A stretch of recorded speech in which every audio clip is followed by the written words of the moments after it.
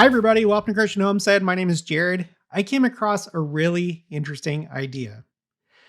There's a quote that I have forgotten about, actually, a couple quotes that I think relate to this building right here, the Auditorium of Community of Christ.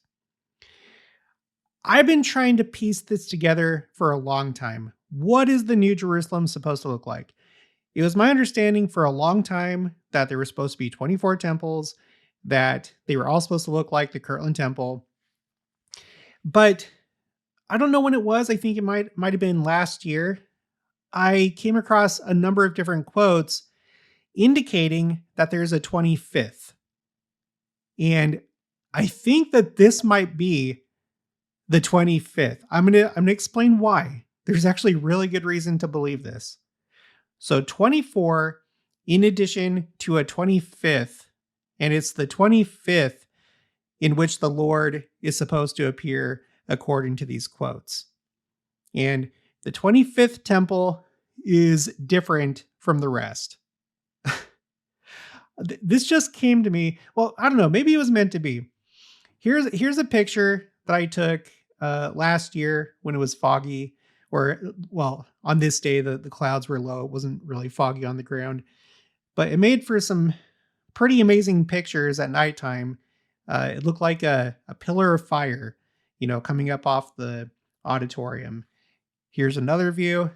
It was pretty dramatic, and I hope I get to see this again sometime this year. This is actually what started it for me. This is a post from February 1st by Community of Christ and Community of Christ Historic Sites Foundation. 100 years ago today, ground was broken for the Auditorium in Independence, Missouri, USA. President Frederick M. Smith said at the time, quote, "A building such as this will minister to the progress and spirituality of the saints. It will become an asset to the whole community of Independence and Jackson County, as well as the whole church," end quote. So I was like, wow, that's really interesting timing, because we've been talking about the prospect of Community of Christ selling the auditorium and or the temple. Or if they're not going to do that, it seems like they're getting ready for some kind of big change of some sort that has to do with buildings. Maybe they're going to sell a bunch of their buildings, like their meeting houses, but not the headquarters. I don't know. But I am looking for something to be announced this year. I think there's very good reason to believe that. Just go watch my other videos. I'm also going to make some more videos about this for members only, to do just a deeper dive into this. But 100 years. And it's interesting that it coincides with the 250th anniversary of the United States. It's just interesting timing. So I didn't have this date before, February 1st. I did have this on my spreadsheet for Community of Christ. It's actually called Timeline Community of Christ. I'm trying to get all the major events in their church's history. I knew that construction began in 1926, but I didn't know it was on February 1st. So this is a new data point for my spreadsheet. Here is a look at the inside. This was posted by Community of Christ, May 21st of last year, just before their 2025 World Conference. And so think about this as we get into the meat of this video. Think about Christ appearing in the New Jerusalem. Think about him appearing at the temple. Would this make sense to you? It would to me. Now, I will point out that the spiral temple, it also has like a main meeting room / auditorium, so that could fit the bill too. But there's a reason why I'm focusing on this building in particular in this video, and it has to do with the dome. Okay, just hang on. This is really interesting. But imagine if they sold this off. Imagine that our church purchased this building, and maybe for a special general conference, we hold general conference here instead of in the conference center. Just like maybe a one-time thing. Maybe in 2030, or 2033 or something like that, because that would be 200 years from the time of the Missouri period. So just imagine that there was like a special general conference held here at the auditorium after it's purchased by the church, and then Christ appears. So this building to them is the same as the conference center is to us. And President Hinckley said something really interesting about the conference center and how this is like a temple. Okay, so if this is like a temple of sorts to us, then it would stand to reason that this could also be like a temple to us if it came into the church. Okay, so this is, let's see, from the October 2000 General Conference. The name of the talk is To All the World in Testimony by President Hinckley. And this is the general conference in which the conference center was dedicated.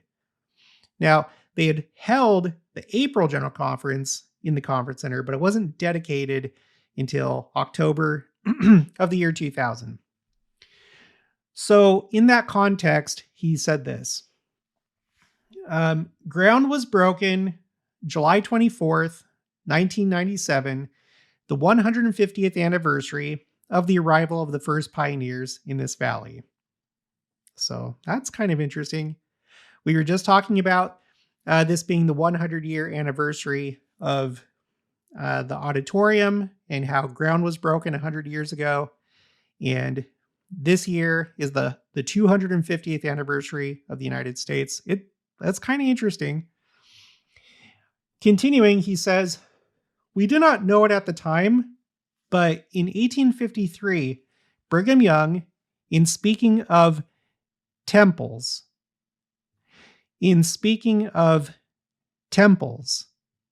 said, quote, the time will come when we shall build on the top groves and fish ponds. I have the full quote right here. Here it is if you want to pause and read this. But on top of the conference center, if you didn't know, like if you're new to the church or you haven't been there, on top of the conference center, there's these water features. This is when I was there in September, and the water, the water wasn't going at that time. But there's water up here when it's functioning normally. And then you also have all these trees and gardens on top of the conference center. So that's what he's referring to.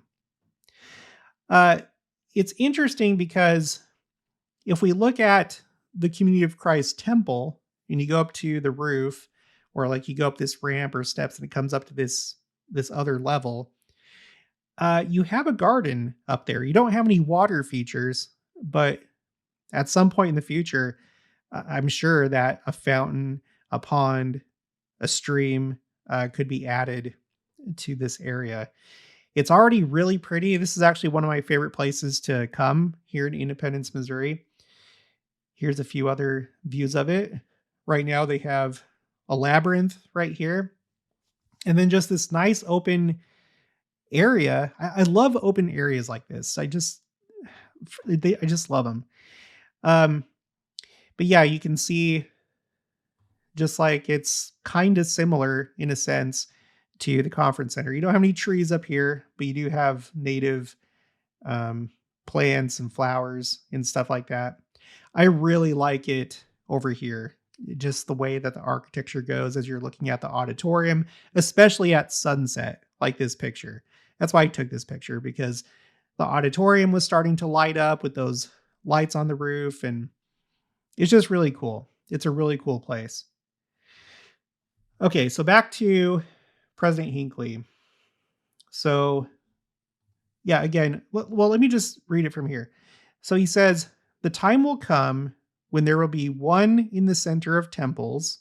So he's talking about spires. He's talking about the fact that the Salt Lake Temple would have 6 spires. But the time will come when there will be one spire in the center of temples. So he's talking about temples, we shall build, and on the top, groves and fish ponds. We've talked about the Oakland, California temple because it has a similar feature, kind of like a roof with a garden and stuff like that. So that could also fit the bill in a sense. Maybe he saw the Oakland, California temple. But President Hinckley, let's go back to him. So he quotes that, and well, yeah, no, there's nothing else I need to read from here. He also mentioned something that Elder James E. Talmadge said. It seemed like he maybe foresaw the conference center, but anyway, Brigham Young, he's saying that Brigham Young may have foreseen the conference center, and he was seeing it in the context potentially as being like a temple, not a temple for ordinances, but a type of temple. Okay, so again, we're thinking about the possibility if this building comes into the church and if it's used for special meetings, maybe it'll be used for a general conference, maybe just like a session of general conference. Maybe it'll be divided between Salt Lake and Independence, but potentially a temple. Now, look at it. That's not all. We're not done. Let's continue. Okay, so let's talk about this idea of 25 temples. When you look at the plat plan for the city of Zion, aka New Jerusalem, this was the original plan. You had 12 temples on one block, 12 temples on the other block. If you go to the next page, it gives you the names of the temples. And I've simplified that by putting it on this spreadsheet. This spreadsheet is called New Jerusalem 24 Temple Complex. And each set of 3 temples corresponds to an office of the priesthood. So 13 to 15, this is the way it's described on the plat plan. House of the Lord for the deacons in Zion helps in government. 16 through 18, House of the Lord for the teachers in Zion, messenger to the church. And then you have, priests, and I think this is presidency of the Aaronic priesthood. And then you have elders and so forth. So you have the different offices of the priesthood. So you might wonder, well, 25? It's clearly just 24. Look at this. Zoom in. This is the revised plat plan. And it seems like this is still the plan, by the way, like we've discussed many times on the channel, because the Independence Visitor Center was built to be one of these buildings. Think about this. If the Independence Visitor Center is supposed to be building number 13 right here, 11 would be, presumably, it would be what we think of as the temple lot, the primary temple, like the headquarters temple. But the auditorium, like if this street right here on the plan, it's called Jerusalem Street. But right now, if I'm looking at this right, this would be Walnut Street. This would be River Street. The auditorium is like right here. It's like right here. Now, it's not on this plan, but let me show you this. We're mostly going to focus on this quote from Elder Orson Pratt, but we're actually going to go backwards. We'll start with the more recent quotes. This one is from President Alvin R. Dyer, counselor in the First Presidency. This is the David O. McKay Diaries on the University of Virginia's website for Mormon Studies, March 10th, 1967. I'm just going to read the highlighted part. The temple buildings, except the temple where the Lord will officially appear, as spoken of in the Revelations, are represented on the prophet's plan as houses, buildings, or temples of certain orders of the priesthood. There will be 25 buildings in all, occupying about 35 acres. So he makes reference to the 24 temples, and then except the temple where the Lord will officially appear, there's going to be a total of 25. Okay. When I first read that, I thought it was a typo.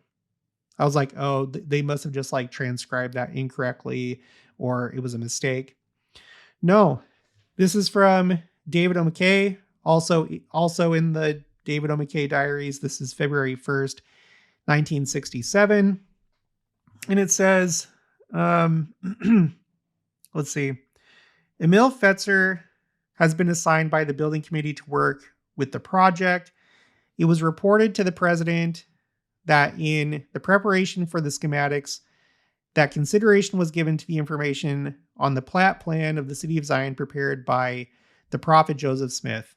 This plan includes a complex of 24 buildings in addition to the temple of the New Jerusalem.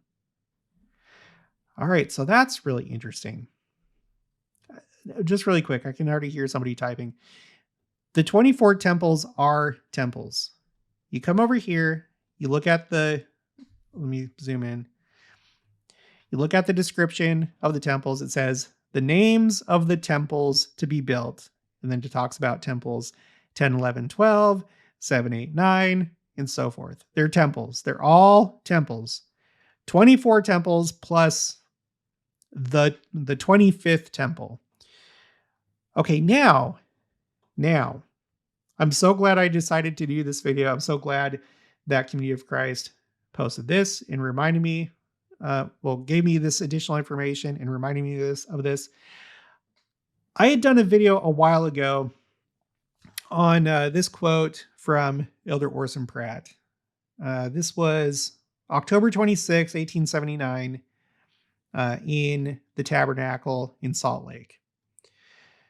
And at this part, it gets really interesting. He says, at any rate, we shall fulfill our part, purchase the land. He's talking about Missouri. Oops, sorry. I zoom out and then just everything goes haywire.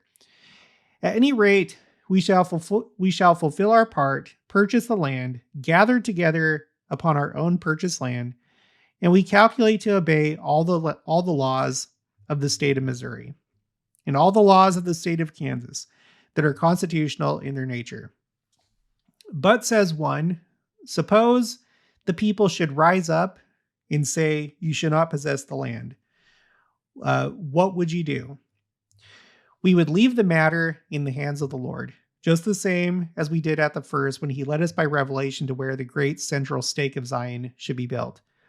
We went there because the Lord told us to go. We settled upon the very spot where the Lord commanded us. We commenced to lay the foundation of a temple about 3/4 of a mile from Independence, Jackson County, Missouri. That's just referring to the historic downtown. It was then a wilderness with large trees on the temple block. I visited that place 47 years afterwards, namely a year ago, last September, and not a tree was to be found on that temple block, not so much as a stump. Everything seemed to be cleared off, and one would scarcely know, unless very well acquainted with the ground, that the temple site was located there. However, we expect to build a temple different from all other temples in some respects. Okay, now pay attention to this highlighted part, especially the red highlights. It will be built larger, cover a larger area of ground, far larger than this tabernacle covers. And this tabernacle will accommodate from 12,000 to 15,000 people. Okay? 12,000 to 15,000 people, far larger than this tabernacle covers.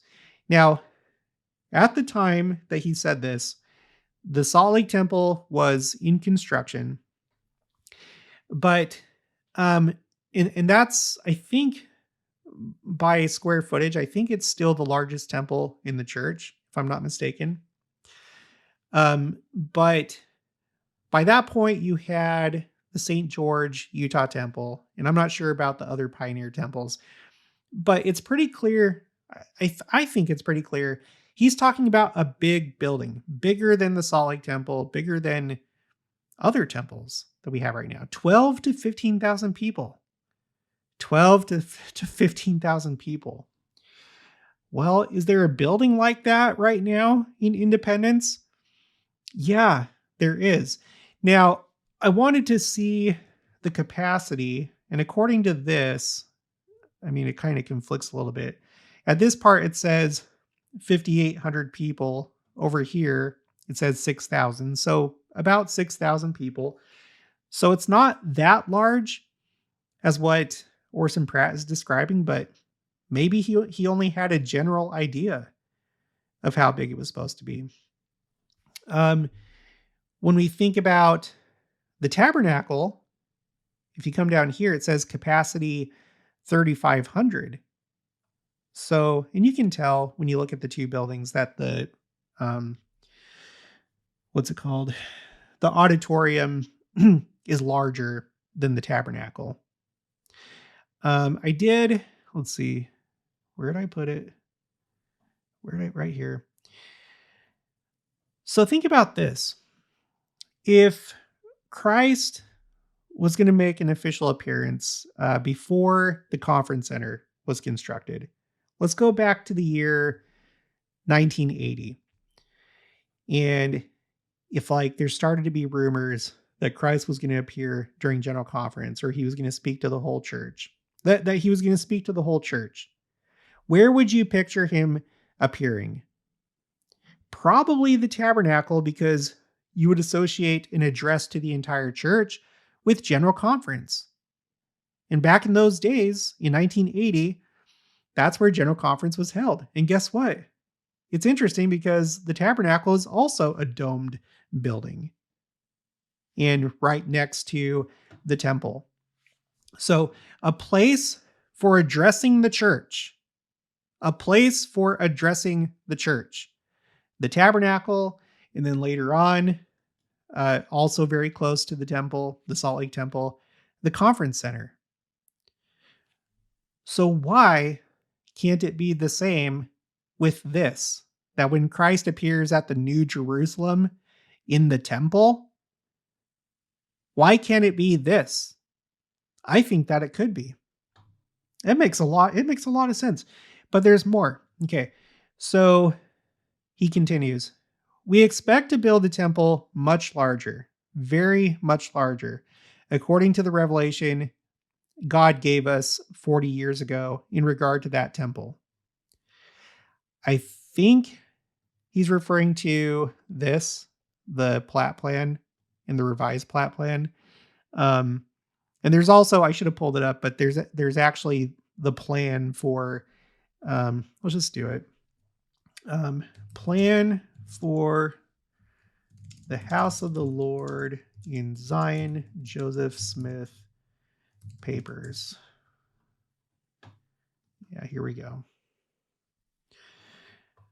So here's the temple of the New Jerusalem. Okay. Looks like the Kirtland Temple. The dimensions are different. Last I checked, but basically it would look like the Kirtland Temple. So imagine this on the temple lot, or imagine the Independence Visitor Center being renovated and turned into a temple, the temple that it's supposed to be. And then imagine across the street the auditorium where large conferences can be held. Okay, so, but he continues, but you may ask, in what form will it be built? Will it be built in one large room like this tabernacle? No.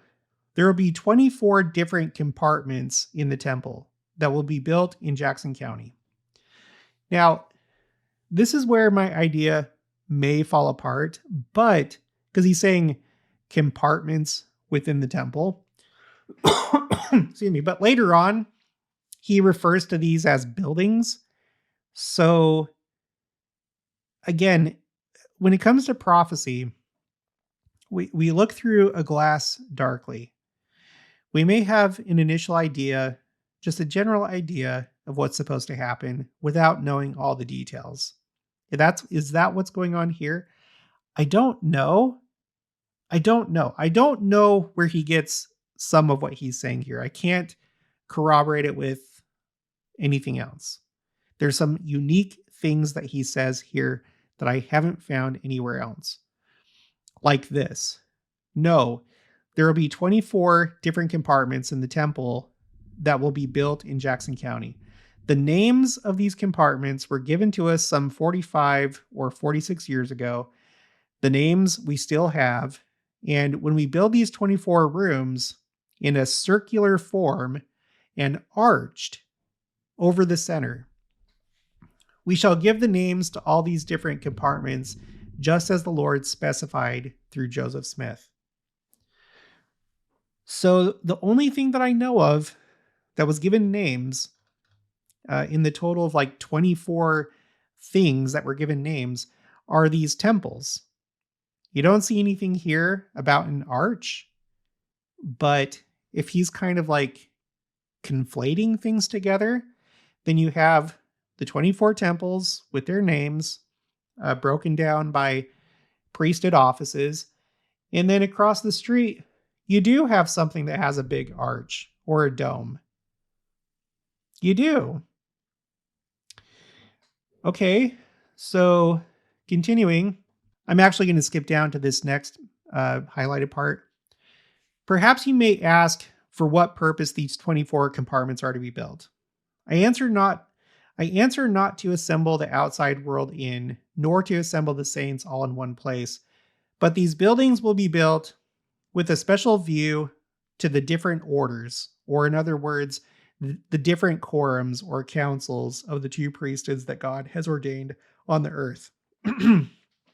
That is his object of having 24 rooms, so that each of these different quorums, whether they be high priests or 70s or elders or bishops or lesser priesthood or teachers or deacons or patriarchs or apostles or high councils or whatever may be the duties that are assigned to them, they will have rooms in the temple of the Most High God, adapted, set apart, constructed, and dedicated for this special purpose. Now, I have not only told you that we will have these rooms, but I have told you the object of these rooms in short, not in full. But will there be any other buildings excepting, so here he says buildings. So he's saying rooms, but now he's saying, will there be any other buildings excepting these 24 rooms that are all joined together in a circular form and arched over the center? It sounds like a dome. Are there any other rooms that will be built, detached from the temple? Yes. There will be tabernacles. There will be meeting houses for the assembling of the people on the Sabbath day. There will be various places of meeting so that the people may gather together. But the temple will be dedicated to the priesthood of the Most High God, and for most sacred and holy purposes. Then you see, notwithstanding all these temples that are now being built in this territory, and those that have been built before we came here in Kirtland and Nauvoo, the Lord is not confined to an exact pattern in relation to these temples, building in the different stakes any more than he is confined to the creation of worlds to make them all of the same size. I love that he says this because not so much nowadays, but when we were first talking about these ideas on the channel, there seemed to be people that were angry at the idea of like the BYU Jerusalem Center being turned into a temple, or just thinking outside the box, thinking about the Independence Visitors Center, thinking that all temples have to be the way that we make them right now. And no, they don't. They don't. I tend to think, now I don't have anything to back this up, but I think that the Kirtland Temple is still going to have a special purpose. Like, I think that meetings are going to be held there, but I think that there could be more that takes place in that temple. Maybe very special things that can only happen in a temple. Anyway, continuing, he does not make them of all one size, nor does he set them rolling on their axes in the same plane, nor does he construct any in many respects alike. There is variation as much as there is in the human form. Take men and women, there are general outlines that are common to all, but did you ever see two faces alike among all the millions of the human family? What a great variety, and yet all are constructed in general outline alike after the image of God. So in regard into the building of temples, the Lord will not confine himself to any one special method to be so many feet long, so many feet wide, in so many places for the priesthood to stand. But he will construct his temples in a great variety of ways, and by, when the more perfect order shall exist, we shall construct them through the aid of revelation in accordance with the temples that exist in yonder heaven.